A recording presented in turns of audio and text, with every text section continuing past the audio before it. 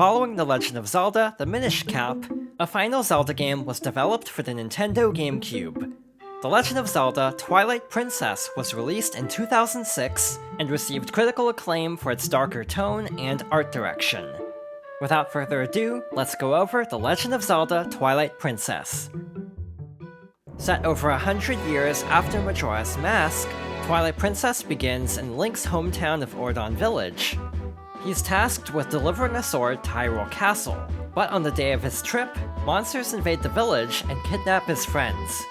He follows them to a nearby barrier, where he's dragged into a cursed realm and transforms into a wolf before losing consciousness.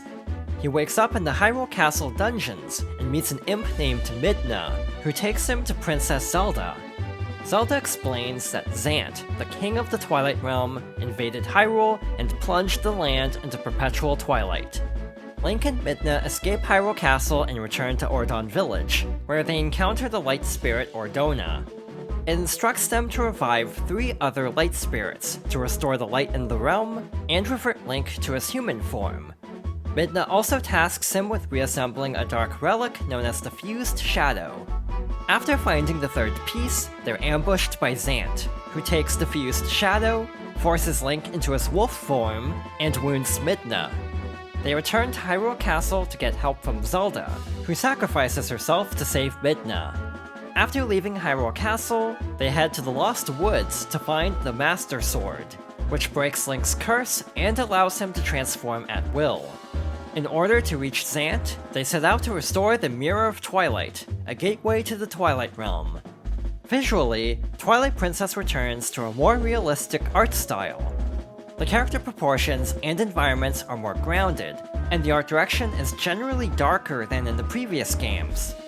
The music is also more dramatic, with a mixture of bombastic songs and themes that fit the more somber setting. Twilight Princess's gameplay further iterates upon its predecessors. The overworld and dungeons are somewhat traditional, but the scope of the level design is much larger, with 9 dungeons and vast overworld areas.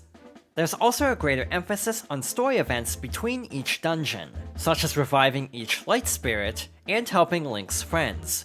The most significant addition to the gameplay is Link's wolf form. When he enters an area that's covered in twilight, he automatically transforms into Wolf Link until the region's light spirit is revived.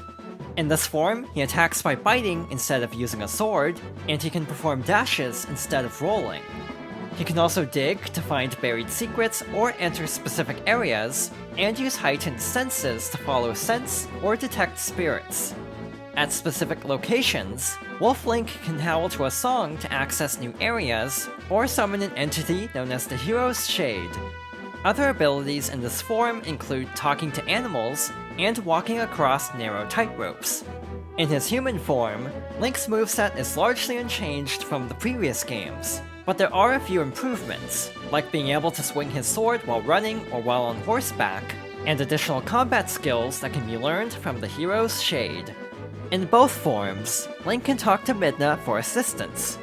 She can provide hints, change his form after collecting the Master Sword, warp them and specific objects using special portals, and guide Wolf Link through specific platforming sections. When performing a charge attack as Wolf Link, Midna can also generate an energy field that allows him to defeat multiple enemies at once. Many items return from Ocarina of Time with subtle changes, like the Gale Boomerang that can retrieve objects, extinguish torches, and activate fans, water bombs that can be used underwater, and the Claw Shot that allows Link to hang on to grappling targets. New items include the Spinner, a rideable device that's used to turn gears and travel along special tracks, and the Ball and Chain that can break solid ice or armor. There's also a character named Uku, who can warp Link out of a dungeon and return him to the exact location where he warped.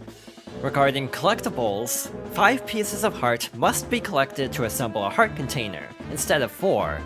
In areas covered in twilight, 16 Tears of Light must be collected from shadow insects to restore each area's light spirit. There are also side quests that involve finding golden bugs and defeating Poes to collect their souls. When Link is in his human form, The controls are largely unchanged from the Wind Waker's, but there are a few differences. The R button is used to perform a shield attack after learning a hidden skill, so the L button is used for both targeting and guarding. The D-pad brings up an item wheel for faster access, and the Z button is used to talk to Midna, so items can only be equipped to the X and Y buttons. The controls are similar for Wolf Link, but the X button activates his senses, and the Y button is used to dig. While Twilight Princess is another excellent game in the series, it's somewhat difficult to revisit.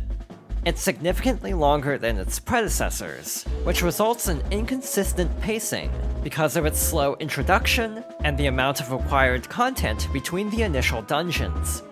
The more realistic art direction was impressive for its time, but the character designs and environments have aged somewhat poorly due to the limited hardware.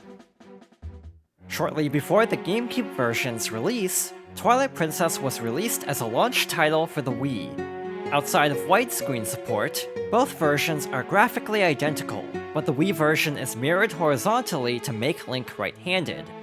The controls have also been adapted for a Wii Remote and Nunchuck, including motion controls for attacks, and optional pointer controls for the menus and items like the slingshot. The button controls have also been reworked, including using the D-pad to equip items or talk to Midna, and there aren't manual camera controls outside of recentering the camera with the Z button. In 2016, Twilight Princess was remastered for the Wii U. The Legend of Zelda Twilight Princess HD features reworked lighting and improved textures, along with some gameplay improvements. The controls have been streamlined, with the ability to access the inventory and change forms using the Wii U gamepad's touchscreen, gyro aiming, and faster climbing and swimming. With an additional shoulder button, the L button is used to talk to Midna, so an additional item can be equipped to the R button. Other differences include fewer tiers of light in each area, the addition of collectible Miiverse stamps, and amiibo support. Specific Zelda series amiibo have effects like refilling hearts or arrows, but there's also a Wolf Link and Midna amiibo that unlocks a bonus dungeon called the Cave of Shadows. Collecting Poe Souls is also easier, with a new item called the Ghost Lantern that lights up when Poes are nearby, and the amount of Poes in each area is listed on the map screen. Hero mode is also unlocked by default. In this mode, Link takes double damage, there are no recovery hearts, and the world is mirrored like in the Wii version.